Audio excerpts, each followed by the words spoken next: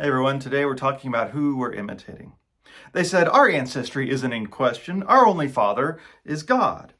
Jesus replied, if God were your father, you would love me, for I came from God. Here I am. I haven't come on my own. God sent me. Why don't you understand what I'm saying? It's because you can't really hear my words. Your father is the devil. You're his children, and you want to do what your father wants. He was a murderer from the beginning. He's never stood for the truth because there's no truth in him. Whenever the liar speaks, he speaks according to his own nature, because he's a liar and the father of liars. Jesus answered, if I glorify myself, my glory is meaningless. My Father, who you say is your God, is the one who glorifies me. You don't know him, but I do. If I said I didn't know him, I'd be like you, a liar. But I do know him, and I keep his word. Your father Abraham was overjoyed that he would see my day. He saw it and was happy. You aren't even 50 years old, the Jewish opposition replied. How can you say that you've seen Abraham? I assure you, Jesus replied, before Abraham was, I am. So they picked up stones to throw at him, but Jesus hid himself and left the temple.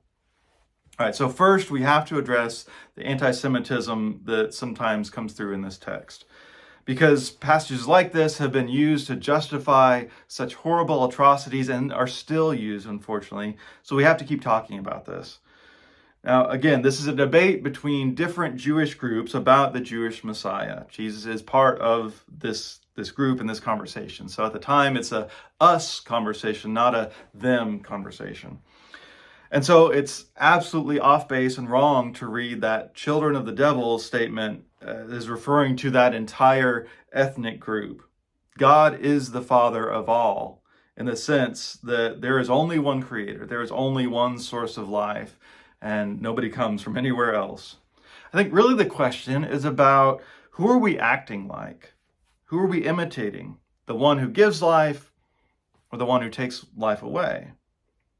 Now, we also need to remind ourselves, going back to Monday, we talked about how really in John's gospel, it's more like we're hearing the words of the resurrected Christ speaking with the opposition in John's own time. It's another reason why this gospel is so different from Matthew, Mark, and Luke.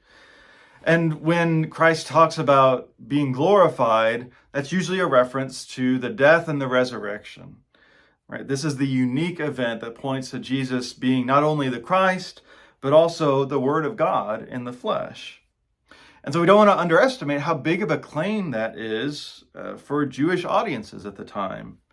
When he says at the end, I am, that's a clear reference to the name of God. And it's not lost on him. That's why they want to stone him. Because it's blasphemy, unless it's true. Now, arguments and discussions aren't really going to prove where Jesus comes from or who he is. Really, it's about when we see true abundant life coming from him, how are we going to respond? When we see people experiencing love and inclusion, even when it's not what the rules would allow, do we celebrate that or do we get angry? Well, that's where we know whose children we're acting like. We can live as children of our non-condemning, loving Father, or we can be children of the accuser. Well, where do you see Jesus living even now? Will we choose life in imitation of God's unconditional love or not?